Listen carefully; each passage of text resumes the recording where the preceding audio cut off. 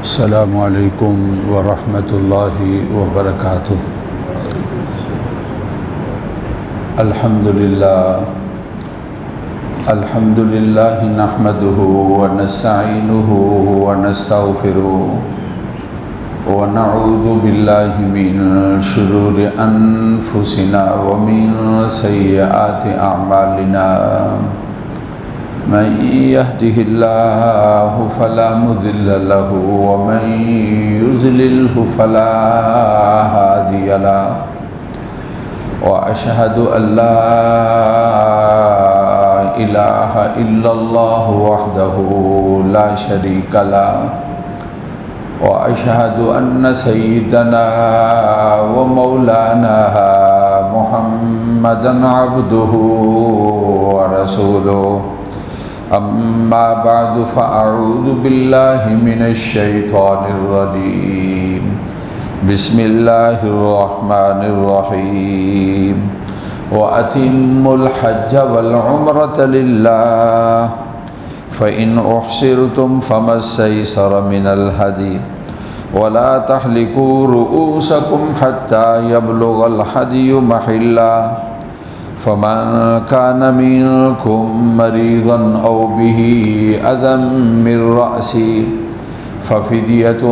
من صيام أو صدقة أو نسك، فإذا أمنتم فمن تمتع بالعمرة إلى الحج فما استيسر من الهدي، فمن لم يجد فصيام 3 أيام في الحج و7 إذا رجعتم، تلك 10 كاملة، ذلك لمن لم يكن أهله حاضر المسجد الحرام، واتقوا الله واعلموا أن الله شديد العقاب۔ الحج أشهر معلومات، فمن فرض فيهن الحج فلا رفث ولا فسوق ولا جدال في الحج، وما تفعلوا من خير يعلمه الله، وتزودوا فإن خير الزاد التقوى، واتقون يا أولي الألباب۔ ليس عليكم جناح أن تبتغوا فضلا من ربكم، فإذا أفضتم من عرفات فاذكروا الله عند المشعر الحرام، واذكروه كما هداكم وإن كنتم من قبله لمن الضالين، ثم أفيضوا من حيث أفاض الناس واستغفروا الله إن الله غفور رحيم۔ پورا کرو حج اور عمرہ اللہ کے لیے، اگر تمہیں روک دیا جائے تو جو میسر ہو قربانی سے، مت کرو اپنے سروں کا حلق یہاں تک کہ پہنچ جائے قربانی اپنی جگہ کو۔ جو تم میں سے مریض ہو یا اس کے سر کے اندر کوئی تکلیف ہو، وہ فدیہ دے، روزوں کی شکل میں یا صدقے کی شکل میں یا قربانی میں۔ پس جب تم امن والے ہو جاؤ تو جو آدمی نفع حاصل کرتا ہے عمرے کے ساتھ حج کا، تو جو اس کے لیے میسر ہو قربانی، جو نہیں پاتے پس وہ روزے رکھیں 3 حج میں، اور 7 جب واپس لوٹتے ہیں، یہ 10 مکمل ہو جائیں گے۔ یہ ان کے لیے ہے جن کے گھر والے مسجد حرام کے پاس نہیں ہیں۔ اللہ سے ڈرو اور جان لو بے شک اللہ سخت سزا دینے والے ہیں۔ حج کے مہینے معلوم ہیں، جس نے اپنے لیے فرض کیا حج کو تو نہ بے حجاب ہو بیوی سے، اور نہ گناہ کرے اور نہ جھگڑا کرے حج میں۔ جو تم بلائی کرو گے، جو تم کرو گے بلائی سے اللہ اس کو جانتے ہیں، اور زاد راہ لے لو، بے شک بہترین زاد راہ اللہ کا ڈر ہے۔ مجھ سے ڈرو اے عقل والو، کوئی گناہ نہیں ہے تم میں سے تم تلاش کرو ہو اپنے رب کے فضل کو، پس جب تم لوٹتے ہو عرفات سے تو یاد کرو اپنے اللہ کو مشعر حرام کے پاس، اور یاد کرو جیسا کہ تمہاری رہنمائی کی گئی اور تم اس سے پہلے بے خبر تھے۔ پس لوٹو جہاں سے لوگ لوٹتے ہیں اور اللہ تعالیٰ سے معافی مانگو، بے شک اللہ مغفرت فرمانے والے ہیں، رحم فرمانے والے ہیں۔ صدق اللہ العظیم وبلغنا رسولہ النبی الکریم۔ واجب صد احترام معزز سامعین، قرآن مجید فرقان حمید کی چند آیات مبارکہ آپ کے سامنے تلاوت کی گئی ہیں۔ تلاوت شدہ آیات مبارکہ سورۃ بقرہ دوسرے پارے کی ہیں اور پارے کا دوسرا پاؤ ہے، اور یہ رکوع نمبر جو ہے وہ 9 ہے، اس کی آخری آیت مبارکہ ہے، اور رکوع نمبر 10 ہے، اس کی یہ آیات مبارکہ ہیں جن کی تلاوت اور ترجمہ آپ کے سامنے ہوا ہے۔ حج کے بارے میں تذکرہ چل رہا ہے۔ تلاوت شدہ جو آیات مبارکہ ہیں ان میں سے جو پہلی آیت مبارکہ ہے جس کا تعلق دوسرے پارے کے رکوع نمبر 8 کے ساتھ ہے اور آخری یہ آیت مبارکہ ہے، اس میں اللہ تعالیٰ کی ذات نے یہ مسئلہ بیان کیا ہے کہ کوئی حاجی آدمی اگر حج سے رک جاتا ہے یا عمرہ کرنے والا اپنے عمرہ سے کسی وجہ سے رک جاتا ہے تو اس کو کیا کرنا چاہیے اور اس کے بارے میں کیا تفصیلات ہیں۔ احصار کا معنی ہوتا ہے رک جانا، اس کی کئی وجوہات ہوتی ہیں، ان میں سے ایک وجہ احرام باندھ لیا اور آدمی بیمار ہو گیا، اب عمرہ نہیں کر سکتا اور اس کے لیے عمرہ کرنا اب ممکن نہیں ہے بیماری کی وجہ سے۔ ایک اس کی شکل یہ ہے آج کے دور کے اندر احرام باندھ لیا لیکن اس کے ڈاکومنٹ نامکمل ہیں یا اس کے اندر کوئی ایسی خرابی ہے، اس کو حرم تک پہنچنے قاعدے اور قانون کے لحاظ سے اس کو وہاں تک پہنچنے نہیں دیا اور اس نے احرام باندھا ہوا تھا اس کو روک لیا، اس کی ایک شکل یہ بھی ہے۔ اور پہلے ان کی ایک شکل یہ بھی ہوتی تھی کہ دشمن نے روک لیا اور کہا کہ ہم عمرہ کرنے نہیں دیں گے،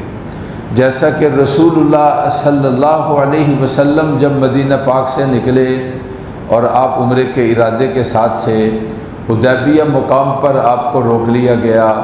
اور آپ صلی اللہ علیہ وسلم نے احرام باندھا ہوا تھا لیکن آپ کو واپس جانا پڑا اور آپ نے عمرہ نہیں کیا۔ یہ دشمنوں نے عمرہ کرنے سے روک دیا اور آپ نے عمرہ نہیں کیا اور بغیر عمرے کے واپس ہوئے، چنانچہ رسول اللہ صلی اللہ علیہ وسلم نے ایسا ہوا۔ یہ ابھی کووڈ کے زمانے کے اندر حجاج یعنی زائرین جو عمرہ کرنے والے ہیں انہوں نے احرام باندھا ہوا اور یہ اطلاع آتی ہے جہاز فضا کے اندر ہے اس کو نیچے اتار دیا جاتا ہے۔ سعودی حکومت نے اپنے ایئرپورٹ کو بند کر لیا اور کسی زائر کے لیے عمرہ کرنے والے کے لیے ان کے ملک کے اندر داخلے کی اجازت نہیں ہے، اور یہ احرام باندھے ہوئے لوگ ایک عذر پیدا ہو گیا اور اس عذر کی وجہ سے وہ عمرہ کرنے سے رک گئے۔ ایک احصار کی یہ شکل بھی ہے۔ بہرحال قرآن مجید کی تلاوت شدہ آیات مبارکہ میں سے پہلی آیت مبارکہ کے اندر اللہ رب العزت کی ذات نے جب کوئی آدمی حج اور عمرہ سے رک جائے، اور عربی زبان کے اندر اس کو احصار کہا جاتا ہے، اور جب واقعہ احصار کا پیش آئے تو اس وقت کیا کرنا ہے اللہ رب العزت کی ذات نے بیان فرمایا ہے۔ اس کو احصار تو نہیں کہا جائے گا لیکن بہرحال یہ شکل بھی اس کے قریب قریب ہے۔ آدمی نے پیسے جمع کرا دیے اور سارے کے سارے انتظامات اپنی طرف سے اس نے مکمل کر لیے، اب بس اس کی ڈیٹ کا آنا ہے اور پھر اس نے سفر کرنا ہے اور پھر ہم نے عمرہ کرنا ہے اور جا کر انہوں نے حج کرنا ہے، اور اچانک پتہ چلتا ہے کہ ڈاکومنٹیشن کے اندر کہیں رکاوٹ ہو گئی اور پھر اس کی وجہ سے کہا جاتا ہے تمہارے لیے اب سفر کرنا ممکن نہیں ہے اور تمہیں عمرہ اور حج کے سفر کرنے کی اجازت نہیں ہے، آدمی کو روک لیا جاتا ہے۔ ایک شکل احصار کی یہ بھی بنتی ہے، جس طرح کہ ہمارے بہت سارے حجاج کرام ان کے لیے یہ پریشانی لاحق ہے۔ اور مجھے بیان کرنے سے ایک مقصد اس وقت یہ بھی ہے کہ ان حضرات کے لیے دعاؤں کا کرنا ہے، خود ان کے لیے بھی درخواست ہے۔ منظوری اللہ تعالیٰ کے ہاں ہوتی ہے، نا امیدی اور مایوسی وہاں نہیں ہے، وہاں تو آدمی کو اللہ تعالیٰ کے حضور جو ہے ہر وقت با امید ہونا چاہیے اور یقین کامل کے ساتھ اپنے اللہ تعالیٰ کے سامنے درخواست پیش کرنی چاہیے۔ وہاں سے اگر منظوری آتی ہے تو پھر کوئی رکاوٹ نہیں ہے، اللہ تعالیٰ وہاں پہنچائیں گے اور بندہ جا کر عمرہ بھی کرے گا اور وہاں جا کر حج بھی کرے گا۔ لیکن وقتی لحاظ سے ڈاکومنٹیشن کے اندر اس طرح کی خرابی لاحق ہوئی جس کی وجہ سے معاملات فی الوقت رکے ہوئے ہیں اور پریشانی والے ہیں، اور حجاج کرام اس پر بہت زیادہ پریشان ہیں۔ ظاہر ہے زندگی میں آدمی جو آرزوئیں اور تمنائیں رکھتا ہے ان میں سے ایک یہ ہے کہ اللہ تعالیٰ حج نصیب فرما دے۔ کتنے ہی لوگ ایسے ہیں جنہوں نے بڑی محنت کے ساتھ اس کا انتظام کیا، اور کتنے ہی لوگ ایسے ہیں جو اپنی زندگی کے اسٹیج پر ہیں کہ اب زندگی جو ہے اس کے اوپر کوئی اعتماد نہیں، کب یہ چراغ سحر ختم ہو جائے اور آئندہ سال موقع ملے یا نہ ملے، اور اس سال جو ہے ان کو کہہ دیا جائے کہ باوجود اس کے کہ ان کی جانب سے سارے کے سارے انتظامات تمہارے لیے سفر کرنا نہیں ہے، ان کے لیے بہت تکلیف کا باعث ہوگا، ان کے لیے تسلی کا جملہ ہے۔ اپنے اللہ کی طرف توجہ کریں اور اللہ تعالیٰ سے یہ دعا کریں اور درخواست پیش کریں، وہاں نا امیدی نہیں ہے، انشاءاللہ اللہ تعالیٰ ضرور سفر کرائیں گے اور رکاوٹیں یہ دور ہوں گی، آپ حرمین شریفین کے اندر پہنچیں گے، اس طرح اللہ تعالیٰ پہنچائیں گے کہ آپ کے وہم و گمان کے اندر نہیں ہوگا یہ راستہ کہاں سے نکلا اور کس طرح میں مکہ پہنچا اور کس طرح میں مدینہ پاک میں پہنچا ہوں۔ اللہ تعالیٰ کے ہاں جب منظوری کا سلسلہ آئے گا تو پھر رکاوٹوں کا اور پھر اس کے بعد کسی ڈاکومنٹیشن کا کوئی مسئلہ پیش نہیں آئے گا، اور انتظامات اور سارے کے سارے معاملات اس طرح خود بخود ٹھیک ہوتے جائیں گے۔ اس لیے مانگنے کے اندر کہیں کمی ہے اور اس کمی کو دور کر دیا جائے، اور اپنے اللہ تعالیٰ سے رو رو کر اور کثرت کے ساتھ اور اپنے اللہ تعالیٰ سے صبح اور شام اور نماز پنجگانہ کے ساتھ اپنے اللہ تعالیٰ سے درخواست کی جائے کہ اے اللہ حج بھی کرا دیجئے اور اے اللہ اسی سال جو ہے وہ حج کو کرا دیجئے۔ اس کے بارے میں خوب تیاری بھی کر کے رکھیں، حج کے بارے میں، حج کے آداب کے بارے میں، حج کے احکامات کے بارے میں اور حج کے مسائل کے بارے میں جاننا چاہیے اور سیکھنا چاہیے، اور حج کے ایام کے اندر میرے لیے کیا کام کرنے ہیں ان کاموں کو بھی جاننا چاہیے۔ یہ عبادات میں سے بڑی اہم عبادت ہے، ارکان اسلام میں سے یہ حج جو ہے وہ ایک رکن ہے۔ اس رکن کے بارے میں آپ یہ اندازہ لگائیں، 4 رکن ہیں نا ایمان کے بعد، نماز، زکوٰۃ، روزہ اور حج، یہ 4 ارکان ہیں، لیکن ان ارکان میں قرآن مجید کی کوئی صورت ایسی نہیں ہے جس صورت کا نام صورت صلاۃ ہو، نماز، صورت نماز، اور قرآن کی کوئی صورت نہیں ہے جس کا نام صورت زکوٰۃ ہو، قرآن مجید کی کوئی صورت نہیں ہے جس کا نام صورت صوم ہو، یعنی روزے والی صورت۔ ہاں یہ 17ویں پارے کے اندر یہ دوسری صورت ہے، پہلی صورت الانبیاء ہے اور دوسری صورت ہے، اس صورت مبارکہ نام ہے صورت الحج۔ یہ اس کی فضیلت کی طرف تذکرہ ہے اور اس کی شان کی طرف تذکرہ ہے، اس میں اس کے رتبے اور مقام کی طرف تذکرہ ہے۔ قرآن مجید نے یہ ارشاد فرمایا کہ وَأَتِمُّ الْحَجَّ وَالْعُمْرَةَ لِلَّهِ، حج کو اور عمرہ کو اپنے اللہ کے لیے کرو، مقصد دکھلاوا نہ ہو، حاجی کہلانا نہ ہو، اور اپنی فضیلت اور اپنا رتبہ اور مقام لوگوں کے سامنے ظاہر کرنا نہ ہو کہ میں جی حاجی صاحب ہوں۔ اللہ کے لیے ہونا چاہیے، جس طرح نماز اللہ کی، جس طرح زکوٰۃ اللہ کی، جس طرح کہ روزہ اللہ کا، اسی طرح حج بھی اللہ تعالیٰ کے لیے ہے، اور اسی طرح عمرہ بھی حج اللہ تعالیٰ کے لیے ہے۔ قرآن مجید کے اندر اللہ تعالیٰ کا فرمان ہے لَن يَنَالَ اللَّهَ لُحُومُهَا وَلَا دِمَاؤُهَا وَلَكِنْ يَنَالُهُ التَّقْوَىٰ مِنْكُمْ۔ اللہ تمہارا دل دیکھتے ہیں کس نیت کے ساتھ وہ عمرہ کرنا چاہتا ہے اور کس نیت کے ساتھ یہ حج کرنا چاہتا ہے۔ اس لیے سب سے پہلی بات جو حج کے مسائل کو بیان کرتے ہوئے اور تذکرہ کرتے ہوئے قرآن مجید نے بیان کی ہے وہ یہ کہ حج تمہارا اللہ کے لیے ہو، اور حج تمہارا یہ لوگوں کو دکھلاوے کے لیے نہ ہو، اور عمرہ کرنا تمہارا اپنے اللہ رب العزت کے لیے ہو۔ وَأَتِمُّ الْحَجَّ وَالْعُمْرَةَ لِلَّهِ، حج بھی اور عمرہ بھی اپنے اللہ کے لیے کرو، اور اس کی تکمیل اپنے اللہ رب العزت کے لیے کرو۔ اور پھر آگے یہ جو مسئلہ میں بیان کر رہا تھا اس کے بارے میں قرآن نے بیان کر دیا۔ مسئلہ کیا ہے؟ فَإِنْ أُحْصِرْتُمْ فَمَا اسْتَيْسَرَ مِنَ الْحَدْيِ، اگر تم رک جاتے ہو۔ ہمارے عزیز ہیں کچھ عرصہ پہلے مدینہ پاک سے آ رہے تھے، راستے کے اندر ایکسیڈنٹ ہو گیا مدینہ مکہ معظمہ کے بالکل قریب، اللہ نے جان بچا لی، اور اب اس حالت کے اندر تھے کہ ان کے لیے وہاں پر عمرہ کرنا نہیں تھا، بالکل قریب پہنچ کر بھی وہ عمرہ نہ کر سکے اور ان کے لیے عمرہ کرنا نہیں تھا۔ قرآن مجید نے ارشاد فرمایا فَإِنْ أُحْصِرْتُمْ فَمَا اسْتَيْسَرَ مِنَ الْهَدْيِ، اگر تم رک جاتے ہو اور تمہارے لیے کوئی رکاوٹ پیش آ جاتی ہے تو تمہارے لیے پھر ایک قربانی کا کرنا ہے۔ احرام سے نکلنے کی شکل یہ ہوتی ہے کہ آدمی اپنے سر کے بالوں کو منڈوا دے، احرام سے نکلنے کی شکل یہ ہوتی ہے کہ یا آدمی اپنے اکثر سر کے جو اکثر بال ہیں ان کو کاٹ دے، بال کے منڈوانے کو حلق کہا جاتا ہے اور بال کے کاٹنے کو قصر کہا جاتا ہے۔ قصر بھی جائز ہے، جس طرح کہ عورتوں کا قصر ہوتا ہے اور مرد حضرات جو ہیں ان کا حلق ہوتا ہے، لیکن یہ قصر نہیں ہے کہ تھوڑے سے بال پکڑے اور ان کو کاٹ دیا اور یہ سمجھے کہ ہم نے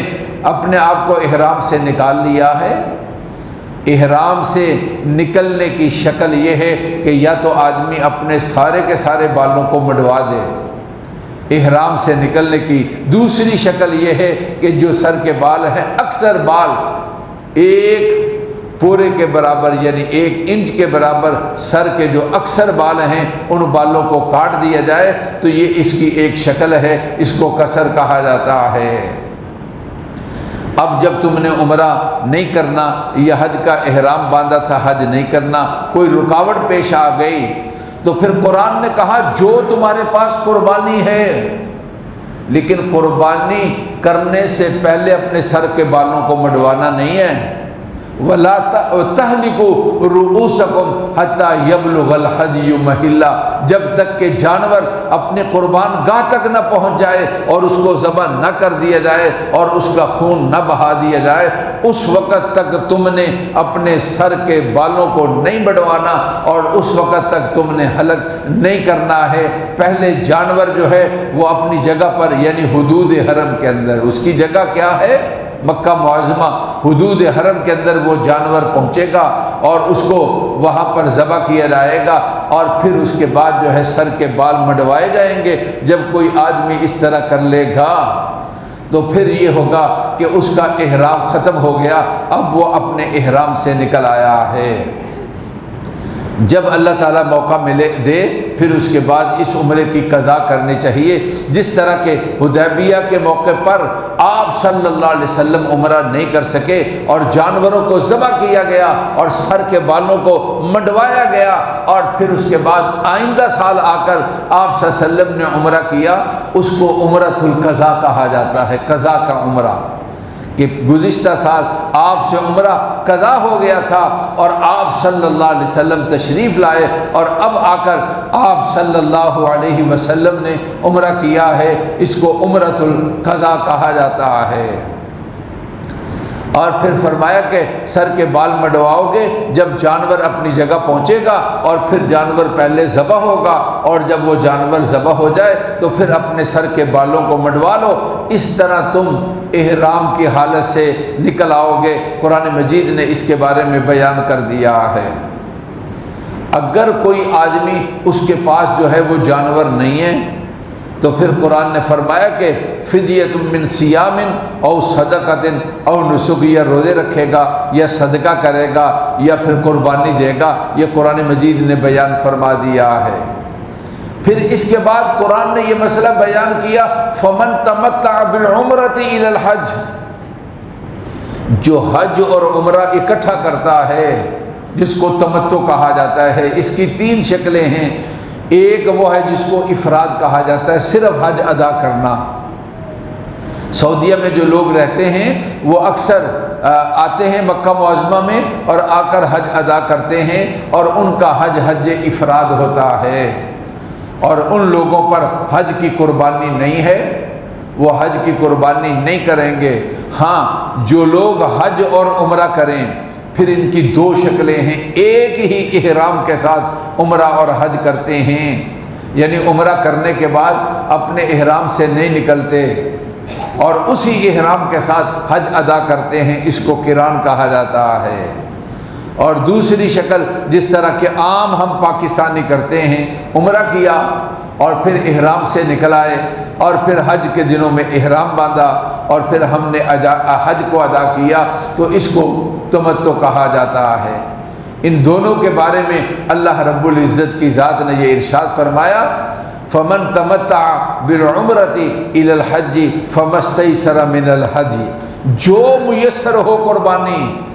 جو حج اور عمرہ اکٹھا کرتا ہے ایک ہی سفر کے اندر،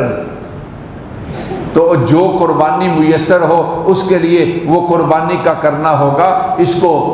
دم شکر کہا جاتا ہے۔ یہ عام قربانی کی طرح نہیں ہے بلکہ یہ حج کی قربانی ہے، اور یہ حج تمتع اور قران کی قربانی ہے۔ اگر آدمی مالدار ہے اور وہ مسافر نہیں ہے تو اس کے ذمے دوسری قربانی الگ سے ہے، چاہے وہیں پر کرے اور چاہے پاکستان کے اندر کرے۔ مسافر کے لیے قربانی کی معافی ہے، لیکن حج کی قربانی تمتع اور قران والا ہر آدمی کے اوپر قربانی لازم ہے۔ آپ جمع بھی کرا سکتے ہیں پیسے، اور اگر وہاں کوئی عزیز ہے مکہ معظمہ کے اندر اور آپ کو ان پر 100% اعتماد ہے اور آپ کی جانب سے جب آپ چاہیں گے اور آپ کی قربانی ہو جائے گی، تو یہ حج کے موقع پر قربانی کرنے کا سب سے بہترین طریقہ ہے کہ آدمی کی قربانی جب آدمی چاہے اس کی قربانی ہو جائے۔ کنکریوں سے فارغ ہوا تو آدمی فون کرتا ہے میری قربانی کر دی جائے، اور بتائیں کہ آپ کی قربانی ہو گئی، اور پھر اس کے بعد آدمی اپنے سر کے بالوں کو مڈوائے، تو یہ بہترین طریقہ ہے۔ اس طرح ترتیب کے ساتھ یعنی بالوں کا مڈوانا بھی اور اس طرح قربانی جو ہے اس کا ادا کرنا بھی۔ پھر اس کے بعد قرآن مجید نے یہ ارشاد فرمایا کہ اگر کسی آدمی کے پاس قربانی نہیں ہے تو پھر اس کے لیے 10 روزے رکھنا ہے۔ 3 روزے حج سے پہلے تمتع اور قران والا۔ اگر اس کے پاس قربانی کے پیسے نہیں ہیں، آج کے دور میں 50,000 روپیہ چاہیے، اور وہاں پر حاجی گیا، اب اس کے پاس پیسے ختم ہو گئے اور اس کے پاس خرچہ نہیں ہے اور 50,000 نہیں ہے، تو پھر اگر وہ قربانی نہیں کر سکتا تو پھر اس کے لیے روزے رکھنا ہے۔ 3 روزے حج سے پہلے رکھنے ہوں گے اور 7 روزے حج کے بعد رکھنے ہوں گے۔ قرآن نے یہ ارشاد فرمایا تلک عشرۃ کاملہ، یہ 10 مکمل روزے ہو جائیں گے۔ اور پھر آگے قرآن یہ فرماتا ہے ذالک لمن لم یکن اہلہ حاضر المسجد الحرام، یہ تمتع اور قران وہ آدمی کرے گا جو مکہ میں رہنے والا نہیں ہے، جو مکہ معظمہ کے اندر رہنے والا ہے، اس کے لیے حج تمتع نہیں ہے، اس آدمی کے لیے حج قران نہیں۔ مکہ سے مراد حدود حرم ہے، ایک ہے حدود حرم، ایک ہے حدود میقات۔ جدہ حدود حرم میں نہیں ہے، حدود میقات میں ہے۔ یہ مسئلہ حدود حرم کا مسئلہ ہے۔ جو لوگ حدود حرم کے اندر رہتے ہیں، اور آسانی کے لیے ہم نے کہہ دیا جو لوگ مکہ معظمہ کے اندر رہتے ہیں ان کے لیے یعنی حج تمتع کرنا نہیں ہے اور ان کے لیے حج قران کرنا نہیں ہے، بلکہ ان کے لیے حکم یہ ہے، اگر ان کا پروگرام یہ مکہ میں رہنے والے لوگ ان کا پروگرام یہ ہے کہ ہم نے اس سال حج کرنا ہے، تو پھر ان کو لیے چاہیے کہ وہ ان حج کے مہینوں کے اندر عمرہ نہ کرے۔ حج کے مہینے کیا ہیں؟ شوال کا مہینہ، ذی القعدہ کا مہینہ اور ذی الحجہ کے یہ 10 دن یہ حج کے مہینے ہیں۔ ان کو چاہیے کہ ان مہینوں کے اندر عمرہ نہ کریں۔ کون لوگ جو مکہ معظمہ کے اندر رہتے ہیں، کیوں؟ جب انہوں نے حج کو ادا کرنا ہے۔ اگر انہوں نے عمرہ کر لیا اور بعد میں پروگرام بنا کہ ہم نے حج بھی ادا کرنا ہے، تو یہ بھی ایک جانور کو ذبح کریں گے، قربانی دیں گے، لیکن یہ جو ان کے اوپر دم آئے گا یہ دم شکر نہیں ہے، یہ دم جبر ہے۔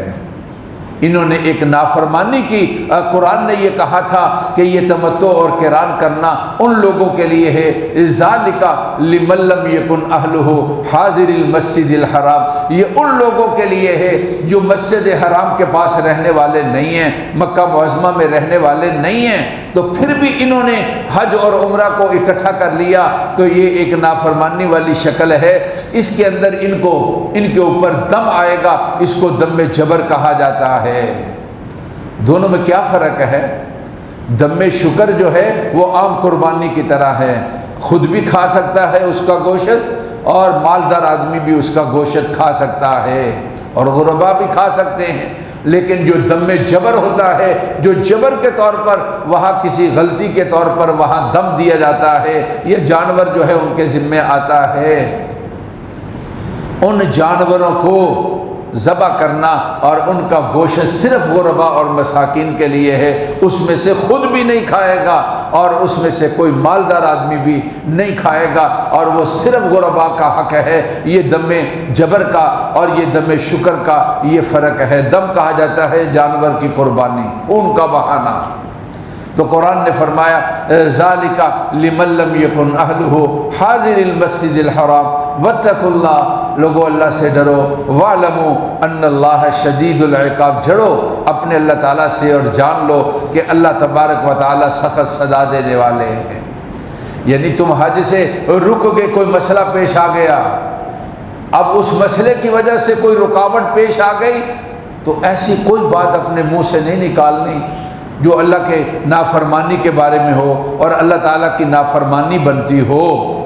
اس لیے کہ جو قرآن نے کہا کہ وَعْلَمُوا، جان لو کہ اللہ تعالیٰ سخت سزا دینے والا ہے، وَاتَّقُوا اللَّهَ، اللہ سے ڈر رہا ہے، اور جان لو اللہ رب العزت کی ذات جو ہے سخت سزا دینے والی ہے۔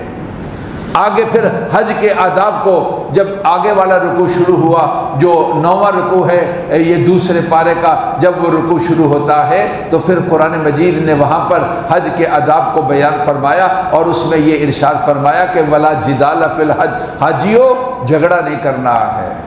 وہ کیا جھگڑے کی شکل ہوگی؟ اب ظاہر ہے کہ 70,000 لوگ جو ہے ان حاجیوں کو روک دیا گیا یا ان کے بارے میں بظاہر رکاوٹ پیش آ گئی۔ اب بیچارہ جو ٹور آپریٹر ہے،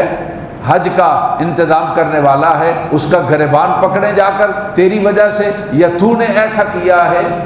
یار یہ ایک معاملہ تھا، اس معاملے کے اندر اس طرح یہ معاملہ پیش آ گیا، یہ کسی ایک فرد کی بات نہیں ہے کہ آپ لڑائی اور جھگڑے کے لیے جائیں۔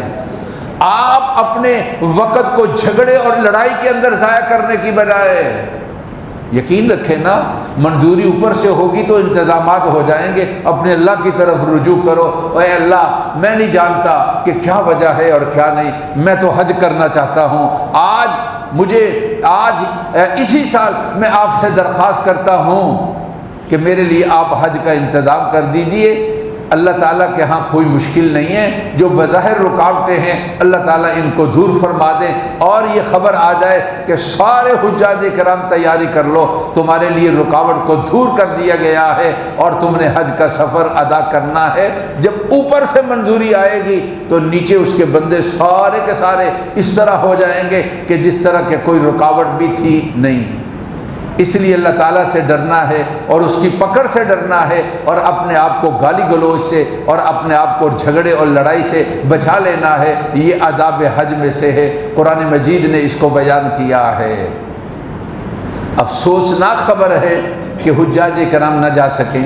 باوجود سارے انتظامات ہونے کے، اور وہاں سے کہا جائے کہ تمہاری منظوری نہیں ہے۔ یہ بہت افسوسناک خبر ہے، لیکن اس کا حل جھگڑا نہیں ہے، اللہ کی طرف رجوع کرنا ہے، اس لیے کہ ابھی بہت وقت موجود ہے اور ابھی مایوسی والی کوئی بات نہیں ہے۔ وہاں پر یقین کامل کے ساتھ اپنے اللہ سے درخواستیں پیش کرتے رہو۔ انشاءاللہ تعالی آداب حج کا تذکرہ آگے بھی چلے گا۔ اللہ تعالی حرمین شریفین کی زیارت نصیب فرمائے، اور جن حجاج کرام کا سفر تھا اور بظاہر ان کے لیے کوئی رکاوٹ بنی، اللہ ان رکاوٹوں کو دور فرما دے۔ اور ربنا تقبل منا انک انت السمیع العلیم، سنتیں ادا فرما لیجیے۔